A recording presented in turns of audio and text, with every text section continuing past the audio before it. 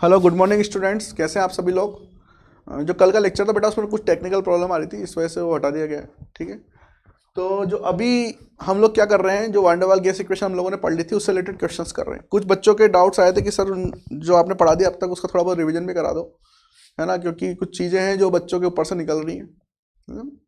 बाजी पे निकलेंगी से वान डेर वाल गैस इक्वेशन जो है ऐसे समझना इतना आसान भी नहीं है, और वो मुझे पता है प्रॉब्लम कहाँ पे आ रही है। आप लोगों को करेक्शन फैक्टर निकालने में आ रही है, ठीक है, सुधार कारक निकालने में आ रहे हैं, तो कोई दिक्कत नहीं है, उसको हम लोग एक्सप्लेन कर देंगे। अभी हम लोग क्या करते हैं, क्वेश्चंस करते हैं। क्वेश्चंस किससे रिलेटेड है, हमारे वान डेर वाल गैस इक्वेशन से। मैंने बताया था कोई भी जो गैस होती है वो दो तरीके के बिहेवियर कर सकती है ना। एक तो आदर्श गैस की तरह, आइडियल गैस की तरह, दूसरा रियल गैस की तरह, वास्तविक गैस की तरह। तो कौन सी गैस आइडियल गैस की तरह व्यवहार करेगी, कौन सी गैस रियल गैस की तरह व्यवहार करेगी, वास्तविक गैस की तरह, ये डिपेंड करता है किस पर, कंप्रेसिबिलिटी फैक्टर, संपीड़न कारक। ठीक है, अगर जेड की वैल्यू ग्रेटर देन 1 है और लेस देन 1 है तो वो हमेशा किसकी तरह काम करेगी, वास्तविक गैस की तरह। और अगर जेड की वैल्यू इजिकल टू 1 आ जाएगी तो हमेशा किसकी तरह काम करेगी, रियल गैस की तरह, आदर्श गैस की तरह, सॉरी आइडियल गैस की तरह, आदर्श गैस की तरह। ठीक है, और अगर जेड की वैल्यू नॉट इक्वल टू 1, इसका मतलब वो वास्तविक गैस, रियल गैस बन जाएगी। तो उनसे रिलेटेड क्वेश्चंस किस टाइप के आएंगे आप देखो। जैसे मान लो क्वेश्चन नंबर 1 यहाँ पे लिखा हुआ है, 1 mole of CO2 gas was, मैं हिंदी में भी लिखवाऊंगा आप लोगों को, टेंशन मत लो। 1 mole of CO2 gas was found to occupy a volume of 1.32 liter at 48 degree centigrade. Calculate the pressure exerted by the gas using। अब ये जो डेटा दे रखा है आपको किसके लिए, CO2 गैस की, 1 मोल CO2 गैस के लिए, 1 मोल CO2 गैस के लिए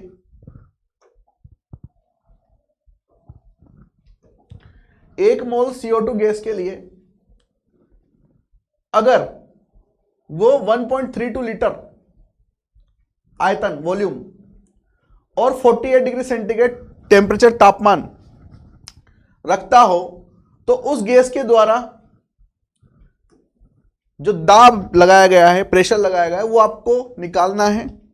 और उसके लिए आपको दो तरह की गैसें यूज में लेनी है, एक आइडियल गैस इक्वेशन, आदर्श गैस समीकरण, दूसरी वान डेर वाल गैस इक्वेशन, और इसको हम लोग क्या बोलेंगे, वान डेर वाल गैस समीकरण। ठीक है, तो ये जो डेटा आपको दिया हुआ है, कौन कौन सा डेटा दिया हुआ है देखो, गिवन वैल्यू, दिया हुआ मान, ठीक है, गिवन वैल्यू,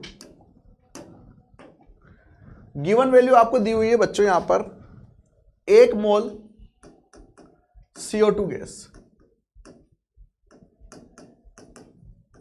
मतलब n बराबर आपको दिया हुआ है 1, 1 मोल बराबर, 1 मोल मतलब n बराबर 1 के लिए वॉल्यूम, आयतन, वॉल्यूम आयतन आपको दिया हुआ है V बराबर 1.32 लीटर। ठीक है, और आपको टेम्परेचर, तापमान दिया हुआ है T, टेम्परेचर 48 डिग्री सेंटीग्रेड। और मैंने आपको बताया था कि दोनों ही जो गैस हैं इनके अंदर जो R होता है, R वो हमेशा किस टेम्परेचर में लिया जाता है, वो लिया जाता है परम ताप, एब्सोल्यूट टेम्परेचर पर। तो यहां पर जो टेम्परेचर है उसको हम लोगों को किस में कन्वर्ट करना पड़ेगा, केल्विन में। तो केल्विन में कैसे कन्वर्ट करेंगे, मैंने आपको बताया था 48 प्लस 273, तो कितना हो जाएगा, 8 और 3 11, 1 1 7 8 8 4 12 1 3 321, यह आ जाएगा आपके पास में 321 केल्विन, 321 केल्विन। क्लियर। 1 मोल CO2 गैस के लिए अगर आयतन इतना और तापमान इतना हो तो दाब, प्रेशर, दाब की गणना करो किसके द्वारा, पहला आदर्श गैस समीकरण के द्वारा, आइडियल गैस इक्वेशन, आदर्श गैस समीकरण के द्वारा।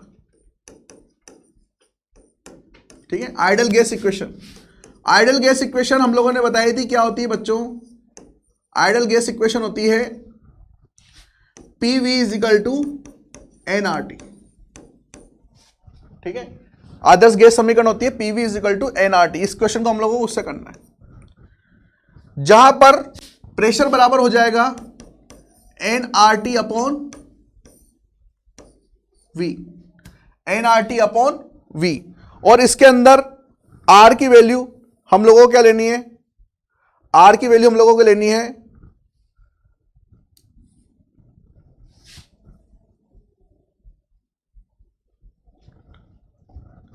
आर की वैल्यू हम लोगों को लेनी है 0.0821 litre atm mole inverse kelvin inverse. ठीक है, अब ध्यान से देखो कि P is equal to NRT upon V है, P is equal to NRT upon V. तो यहां पर आप लोगों को N की वैल्यू डालनी है, R की वैल्यू डालनी है। N बराबर 1 मोल CO2 गैस दिया हुआ है, R बराबर 0.0821 इंटू टेम्परेचर। टेम्परेचर आपको दिया हुआ है 321 केल्विन, 321 केल्विन अपॉन आयतन, वॉल्यूम आपको दिया हुआ है 1.32 लीटर, 1.32 लीटर। तो यहां पर जब आप प्रेशर देखोगे तो यहां पर जो प्रेशर आएगा जब आप इसको कैलकुलेट करोगे बच्चों, तो ये आएगा 19.94 एटीएम, 19.94 एटीएम। और किसका आया ये? आइडल का, पी आइडल 19.94 एटीएम। क्लियर? अब जो दूसरा क्वेश्चन है वो हमें निकालना है किसके according? Van der Waal gas, van der Waal gas equation के अकॉर्डिंग। वांडरवाल गैस इक्वेशन जो होती है वो हम लोगों को बताई गई थी, P plus A N square by V square, V minus N B is equal to R T. मुझे प्रेशर निकालना है तो मैं क्या करूंगा? P plus N square upon V square A, ये V माइनस बी को उधर ले जाऊंगा तो ये हो जाएगा R T upon V minus N B. ठीक है, for 1 mole of a gas, for 1 mole of a gas, तो ये एक हो जाएगा, ये भी क्या हो जाएगा? एक। तो हम लोग सीधे लिख देते हैं P, भाई 1 का स्क्वायर 1, यहां पे 1, तो P प्लस ये हो जाएगा A upon V is equal to R T upon V minus B, क्योंकि CO2 गैस के मोल कितने रखे? 1। इसको उधर लेके जाओगे तो ये हो जाएगा P is equal to R T V minus B minus A upon V. ठीक है, इसके अंदर क्या कर दो आप? वैल्यू पुट कर दो, इसके अंदर वैल्यूज पुट कर दो। तो देखो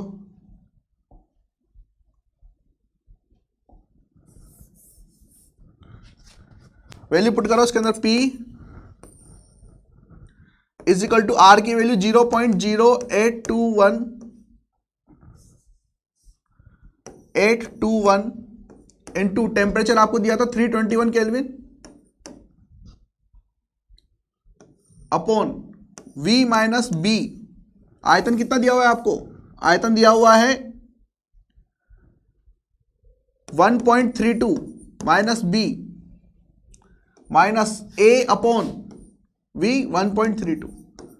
अब आपको क्या करना है? सिर्फ ये van der Waal gas constant, van der Waal gas नियतांक आपके रखने A और B के मान।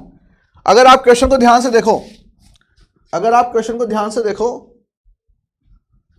तो यहां पर आपको दो नियतांक दिए हुए हैं, gas constant, van der Waal gas constant दिए हुए हैं 3.59 और 4.27 इंटू 10⁻³ लेकिन आपको पहचानना होगा यहां पर A कौन है और B कौन है। ठीक है, वो किससे पहचानोगे आप? इनके मात्रक से जो यहां पर लिखे हुए हैं, यूनिट। ठीक है, इसकी यूनिट यहां पर लिखी हुई है ATM litre square mole square. गौर करो, मैंने A की जो यूनिट लगवाई थी, A की जो यूनिट लिखवाई थी, बताओ क्या लिखवाई थी? A की यूनिट मैंने ये लिखवाई थी ATM litre square mole square. क्यों? क्योंकि जो डेल्टा P करेक्शन फैक्टर आया था वो क्या आया था? A n square upon V square.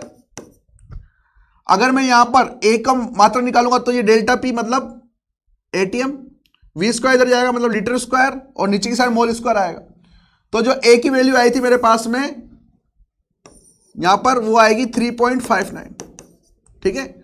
और जो लीटर मोल इनवर्स है, याद करो डेल्टा वी मैंने लिखवाया था एन बी, तो एन बराबर क्या हो जाएगा डेल्टा वी अपॉन बी, मतलब ये लीटर, सॉरी बी बराबर हो जाएगा आपके पास में डेल्टा वी अपॉन एन, तो ये लीटर और ये मोल ऊपर जाएगा तो लीटर मोल इनवर्स। इसका मतलब ये जो वैल्यू दी हुई है 4.27 इंटू 10⁻³ वो किसकी दी हुई है, वो बी की दी हुई है। अगर आपके पास में ये वैल्यूज आ गई है तो आप क्या करो, इनको पुट कर दो किसके अंदर, क्वेश्चन के अंदर।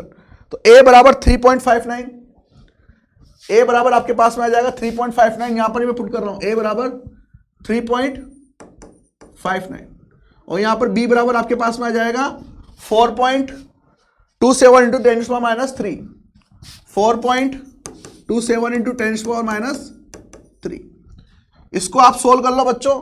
इसको जब आप सोल्व करोगे तो यहां से वैल्यू निकल के आएगी आपके पास में 18.548 एटीएम। प्रेशर बराबर आएगा 18.54 एटीएम।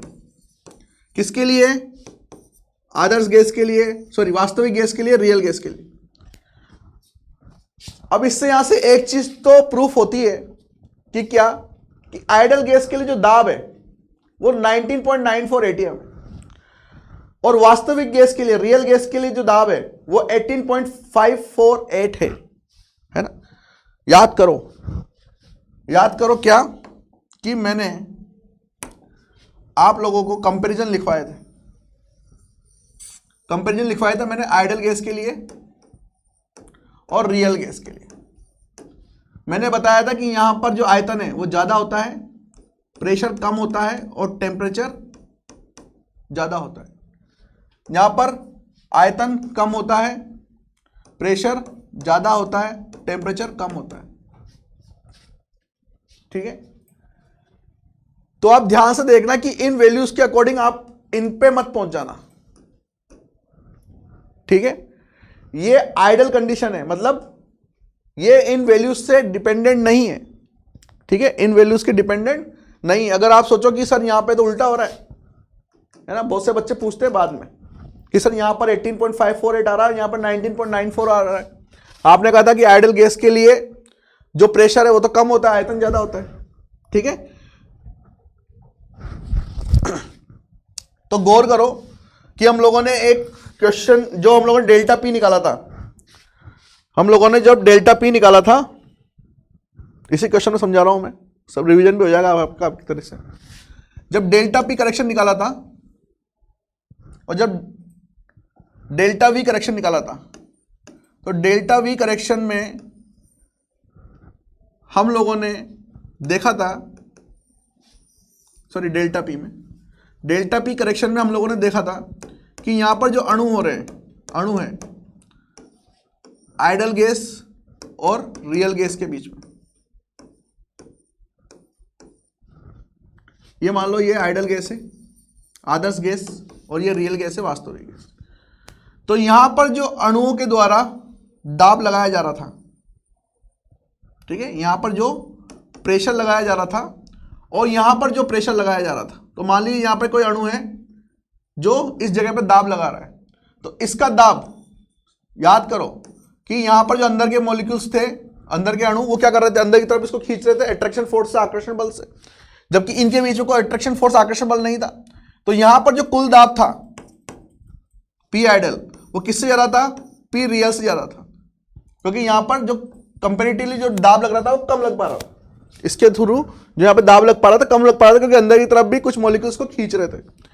तो पी आर से ज्यादा था क्या, पी आई, मतलब आइडल गैस जो दाब लगा रहा है वो रियल गैस से ज्यादा है, ठीक है। इसके लिए अब यही चीज आप देखो यहां पर, ये आइडल गैस जो दाब लगाएगा वो रियल गैस से ज्यादा है, और हम लोगों ने यहां पे प्रूफ भी किया है। देखो आइडल गैस 19.94 दाब लगा रहा है और रियल गैस 18.54 दाब लगा रहा है। देखो रियल गैस का दाब कम है, किससे, आइडल गैस से। क्लियर।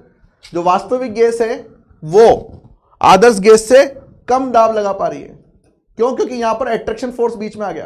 किसका अट्रैक्शन? याद करो, मैंने आपको बताया था कि यहां पर जो ये ए की वैल्यू लिखी गई है 3.59, यहां पर जो ए की वैल्यू लिखी गई है 3.59, ये किस फैक्टर पे डिपेंड करती है? ये किस फैक्टर पे डिपेंड करती है बताओ? ये इंटरमोलिकुलर फोर्स ऑफ अट्रैक्शन पर डिपेंड करती है। ठीक है, इंटरमोलिकुलर फोर्स ऑफ अट्रैक्शन मतलब आकर्षण बल यहां पर प्रभावी होता है, मैंने बताया था। अब देखो, कुल दाब में से मैं क्या कर रहा हूं, आकर्षण बल को यहां से माइनस कर रहा हूं, तो इसका मतलब यहां पर जो रियल गैस का, वास्तविक गैस का दाब आएगा वो क्या आएगा? कम आएगा। ठीक है, तो ये सारी चीजें हम लोग सोच सकते हैं। कैसे सोच सकते हैं? क्वेश्चंस के अंदर सोच सकते हैं, और आपको सोचना पड़ेगा। क्लियर? ये एक एक चीज है जो आपसे सोचना पड़ेगा। अगर आप मान लो आपको सिर्फ ये क्वेश्चंस नहीं दिया जाए और आपसे थ्योरेटिकल क्वेश्चन पूछे जाए, तो आपको थ्योरेटिकल क्वेश्चन करना भी आना चाहिए। यहां पे साफ साफ पता पड़ रहा है कि इस इक्वेशन में जब हम लोग सोल्व कर रहे हैं यहां पर, तो यहां पर जो ये ए है, ए को हम लोग टोटल में से माइनस कर रहे हैं। देख लो, ए बाय वी, वी तो इधर भी है, वी इधर भी है, कोई दिक्कत नहीं है। वी के बाहर निकल जाएगा, और वी से ऊपर नीचे गुणा करूंगा तो वी भी कट जाएगा। ठीक है, लेकिन यहां पर जो ए है, ए किसको बताता है? अंतराण्विक आकर्षण बलों को बताना है। ठीक है, ये इन बलों को बताता है। तो इसको हम लोग माइनस कर रहे हैं, तो ऑलरेडी यहां पर प्रेशर में से माइनस होगा, प्रेशर में से माइनस होगा, तो प्रेशर क्या होगा? कम आएगा। किससे? आदर्श गैस से। क्लियर? तो जब भी क्वेश्चन आए तो आपको बच्चों इस तरीके से ही सोचना है। क्लियर? हो सकता है क्वेश्चन न्यूमेरिकल भी हो सकता है क्वेश्चन थ्योरेटिकल भी हो। क्लियर? तो थ्योरेटिकल क्वेश्चन के लिए आपको किस तरीके से अप्लाई करना है वो आप देख रहे हैं। इसके बाद में चलो मैं इसी के अंदर एक और क्वेश्चन आपको बताता हूं। मान लीजिए आपको एक क्वेश्चन देता हूं मैं,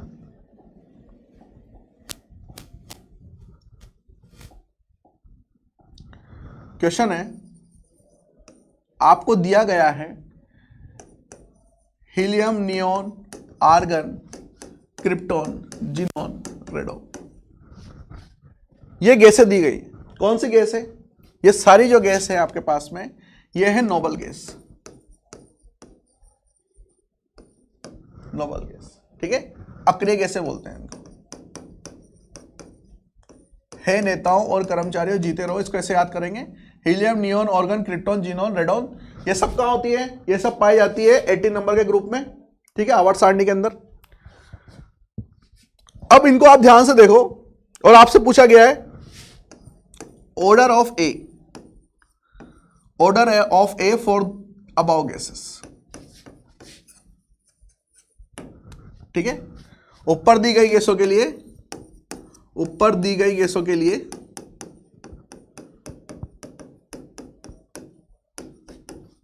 ऊपर दी गई गैसों के लिए ए का क्रम, ए का क्रम क्या होगा? तो देखो कैसे निकालोगे आप लोग। हमें पता है कि जो ए है वो इंटरमोलिकुलर फोर्सेस के बारे में बताता है। इंटरमोलिकुलर फोर्सेस, ठीक है, आकर्षण बलों के बारे में बताता है, अंतराण्विक आकर्षण बलों के बारे में बताता है। यह प्रभावी होता है इसके अंदर। ठीक है, अब हीलियम से लेकर नियोन की तरफ अगर आप जाओगे तो सबसे ज्यादा अंतराण्विक आकर्षण बल कहां पाया जाएगा? वो पाया जाएगा रेडॉन के अंदर। अगर रेडॉन के अंदर सबसे ज्यादा अंतराण्विक आकर्षण बल पाया जाएगा, अंतराण्विक आकर्षण पाया जाएगा, तो ए का जो ऑर्डर रहेगा वो भी बिल्कुल क्या होगा? यही होगा। ठीक है, सबसे ज्यादा अंतराण्विक आकर्षण बल पाया जाता है रेडॉन के अंदर। भाई वान डेर वाल फोर्स पाया जाता है यहां पे। ध्यान रखना हमेशा आवर्त सारणी में, पीरियोडिक टेबल में, आवर्त सारणी में हमेशा ध्यान रखना बच्चों। यहां पे बता देता हूं मैं एक नोट लगा के।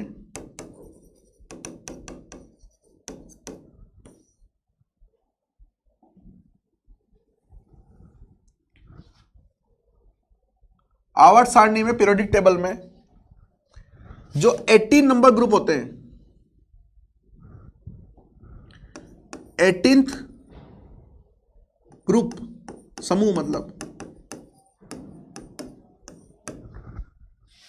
जो सबसे लास्ट में आते हैं, वहां पर जो गैस होती है, उन गैसों के मध्य वान डेर वाल बल होता है, वान डेर वाल आकर्षण बल। और एक आवर्त में हम लोग जब देखते हैं कि लेफ्ट टू राइट, बाएं से दाएं जब हम लोग जाते हैं तो परमाणु त्रिज्या कम होती जाती है। यही देखते हैं, परमाणु त्रिज्या क्या होती जाती है, कम होती जाती है। लेकिन ये परमाणु त्रिज्या जो कम होती है हम लोग कहां तक काउंट करते हैं, सिर्फ 17th नंबर ग्रुप तक, हेलोजन तक। ठीक है, हेलोजन तक। कहां से, फर्स्ट ग्रुप से। फर्स्ट ग्रुप कौन सा, क्षारीय धातु, हेलिना की रब से फरियाद। क्षारीय धातु से हेलोजन तत्व तक जब हम लोग निकालते हैं तो परमाणु त्रिज्या कम होती रहती है एक आवर्त के अंदर। लेकिन जैसे ही 18 नंबर का ग्रुप आएगा, जैसे ही 18 नंबर का ग्रुप आएगा, यहां पर परमाणु त्रिज्या एकदम से बढ़ जाएगी, परमाणु त्रिज्या एकदम से बढ़ जाएगी। ठीक है, मतलब फर्स्ट से लेकर 17 तक तो कम होती जाती है, लेकिन 18 में एकदम से बढ़ जाती है। तो 18 में एकदम से बढ़ जाती है, इसका रीजन एक ही होता है कि यहां पर इस जगह पर क्या पाए जाते हैं, वान डेर वाल बल पाए जाते हैं, वान डेर वाल फोर्स, वान डेर वाल बल पाए जाते हैं, वान डेर वाल फोर्स पाए जाते हैं।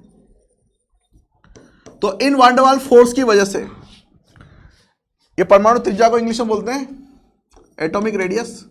इंग्लिश वाले बच्चों को वर्ड मीनिंग ध्यान रखना है। ठीक है, तो between the gas molecules one der Waals force of attraction जो होता है, ऊपर से नीचे ग्रुप में आ रहे हैं तो बढ़ रहा है। ठीक है, और लेफ्ट टू राइट जब लोग जाते हैं तो एकदम से 18 नंबर ग्रुप में परमाणु त्रिज्या एकदम से बढ़ जाती है, एटॉमिक रेडियस एकदम से बढ़ जाती है। उसका मतलब ये होता है कि वहां पर वान डेर वाल फोर्स आ जाता है। ठीक है, तो यहां पर ध्यान रखना, ए का ऑर्डर वही होगा जो van der Waals force of attraction का होगा, क्योंकि इनके अंदर क्या है, van der Waals force of attraction. ठीक है, अंतराण्विक आकर्षण बल रहता है, और किसकी वजह से रहता है, वान डेर वाल बलों की वजह से। क्लियर। चलो इसी के अंदर एक और क्वेश्चन आता है। एक और क्वेश्चन क्या आता है, देखो,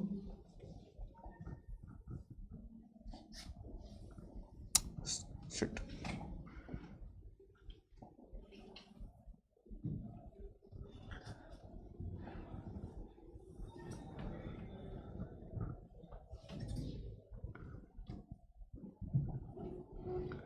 लो क्वेश्चन देखो।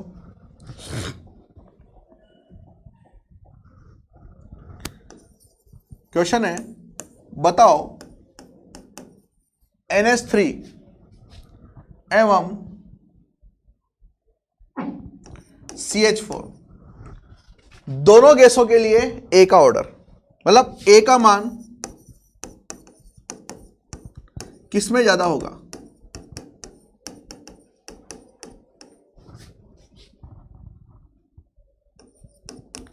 किसमें ज्यादा होगा। ठीक है, value of A for above gas, maximum value of A for above gases. देखो बच्चों, इस क्वेश्चन को आप किस तरीके से करोगे, इस क्वेश्चन को आप किस तरीके से करोगे, इसको सोचो। हम लोग कर चुके हैं इसको पहले भी, पीरियोडिक टेबल में नहीं, हम लोग कर चुके हैं इसको केमिकल बॉन्डिंग में। NH3 जो गैस है वो एक तरीके की पोलार गैस है। पोलार गैस मतलब कि ध्रुवीय गैस। और CH4 नॉन पोलार गैस है, नॉन पोलार गैस, अध्रुवीय गैस। ठीक है, NH3 पोलार गैस है और CH4 नॉन पोलार गैस। तो यहां पर पोलार गैस होने की वजह से यहां पर क्या लगेंगे, आपके बीच में अंतर आणविक आकर्षण बल लगेंगे। लगेंगे नहीं लगेंगे। पोलार गैस मतलब कि दो पोल जनरेट होंगे, दो पोल जनरेट होंगे, इसका मतलब वहां पर दोनों के मध्य आकर्षण बल लगेगा। आकर्षण बल ज्यादा होता है, इसलिए तो उनके क्वथनांक और गलनांक क्या होते हैं, ज्यादा होते हैं, बॉइलिंग पॉइंट, मेल्टिंग पॉइंट ज्यादा होते हैं। तो यहां पर जो है वही फैक्टर काम करेगा क्या, कि यहां पर जो NH3 है, NH3 गैस के लिए, मतलब पोलार गैस है और पोलार गैस के लिए ध्रुवीय होने की वजह से अंतराणविक बल ज्यादा होंगे, आकर्षण बल ज्यादा होएगा, और जो ए का मान है, ए किसको प्रभावित करता है, आकर्षण बलों को, और बी किसको प्रभावित करता है, आकार को। तो यहां पर जो है ए का मान किससे ज्यादा होगा, किसमें ज्यादा होगा, NH3 में। क्यों? क्योंकि यहां पर पोलार गैस होने की वजह से अंतराणविक आकर्षण बल ज्यादा है, इनमें कम होता है। क्यों? क्योंकि पोल ही नहीं है, पोल नहीं है तो अंतराणविक आकर्षण बल क्या होंगे, कम होंगे। पोल मतलब कि एक पॉजिटिव पोल और एक नेगेटिव पोल, यहां पर एक पॉजिटिव पोल एक नेगेटिव पोल आ जाता है इस तरीके से, ठीक है। तो इनके बीच में क्या लगता है, स्थिर विद्युत आकर्षण बल लगता है, तो हम लोग पढ़ चुके हैं पहले। तो पोलार के अंदर अंतराणविक आकर्षण बल लगेगा, और अंतराणविक आकर्षण बलों की वजह से ए का मान क्या हो जाएगा, यहां पर ज्यादा हो जाएगा। तो आपसे पूछा जाए दोनों में से किसके लिए ए का मान ज्यादा होगा, तो ए का मान दोनों में से किसके लिए ज्यादा होगा, NH3 में CH4 से ए का मान ज्यादा होगा। क्लियर? क्लियर? अब आपको क्या करना है, 2 क्वेश्चन मैं दे रहा हूं होमवर्क में, कल इनको मैं सोल्व करवाऊंगा, ठीक है। क्वेश्चन है आपके पास में, calculate temperature of a flask of 25 litre contains 10 moles of gas under 50 atm, given A and B की वैल्यू आपको दी हुई है, ठीक है। ए और बी की वैल्यू आपको दी हुई है, आपको टेम्परेचर निकालना है, आयतन दिया हुआ है और दाब दिया हुआ है, ठीक है। कैलकुलेट तापमान, गैस का तापमान ज्ञात करो। यदि एक फ्लास्क के अंदर जिसमें 25 लीटर आयतन है, 10 मोल गैस के दे रखे हैं, दाब 50 atm है, ए वान डर वाल गैस कांस्टेंट है, ए और बी की वैल्यू आपको दी हुई है, ठीक है। वही इक्वेशन, वान डर वाल गैस इक्वेशन आप लगाना और उसको सोल्व करना, कल करके लेके आना, मैं आप बस उसका आंसर चेक करना, मैं आपको उसको सोल्व करके दिखाऊंगा। क्लियर? दूसरा एक और क्वेश्चन, ठीक है, बहुत इंपॉर्टेंट क्वेश्चन है ये, बहुत अच्छा क्वेश्चन है। जब मैंने आपको बी की कैलकुलेशन करना सिखाई थी, delta we correction factor delta we के लिए, तब आपको मैंने बताया था कि बी कैसे निकाला जाता है, ठीक है। उससे क्वेश्चन होगा, क्या हुआ है, for oxygen gas, oxygen gas के लिए the van der Waal constant B is 0.0318 litre mole inverse, ये दिया हुआ है, मतलब बी की वैल्यू दी हुई है, ठीक है। ऑक्सीजन मॉलिक्यूल के लिए, ऑक्सीजन मॉलिक्यूल उसने बोला हुआ है कि एज्यूमिंग टू बी स्फेरिकल, ठीक है। एक वृत्ताकार आकार है इसका, गोली आकार ऑक्सीजन मॉलिक्यूल का, इस तरीके से आपको निकालना है कि यहां पर रेडियाई आर ये क्या होगी, ठीक है। मैंने आपको बी की कैलकुलेशन करना सिखाया था, बिल्कुल उसको लेकर आपको यहां पर मैंने हिंट दे दिया है, उसी कैलकुलेशन को लेकर आपको इस क्वेश्चन को सोल्व करना है। बी की वैल्यू दी हुई है, ठीक है, इस क्वेश्चन को आपको सोल्व करना है। क्लियर? और आपको यहां पर क्या दिया हुआ है, बी का मान दिया हुआ है, और ऑक्सीजन मॉलिक्यूल के लिए आपको सोल्व करना है। तो कल आप सोल्व करके लेके आइएगा, 4/3 πr/q वाला भी इसमें हिंट आया गया, ठीक है। तो दोनों क्वेश्चन आप सोल्व करके लेके आना, कल हम लोग फिर से मिलेंगे और इनको सोल्व करेंगे और आगे चलेंगे। क्लियर? तो आज के लिए बचा इतना ही, तो कल हम लोग मिलेंगे और थोड़ा सा आगे का टॉपिक पढ़ेंगे, या फिर इसको वापस एक बार रिवीजन कराने का बच्चे बोल रहे तो रिवाइज कराऊंगा। क्लियर है? और 2-3 लेक्चर में हम लोग इस चैप्टर को खत्म कर देंगे, फिर नया चैप्टर स्टार्ट होगा हमारा थर्मोडायनेमिक्स उष्मागतिकी। तब तक के लिए बने रहिए, एक्सरसाइज क्वेश्चन करते रहिए। एक्सरसाइज क्वेश्चन में अगर कोई डाउट है तो मुझसे क्लास में पूछ लीजिए आप, या फिर डाउट सेक्शन में पूछ लीजिए। क्लियर? आज के लिए इतना ही, थैंक यू वेरी मच।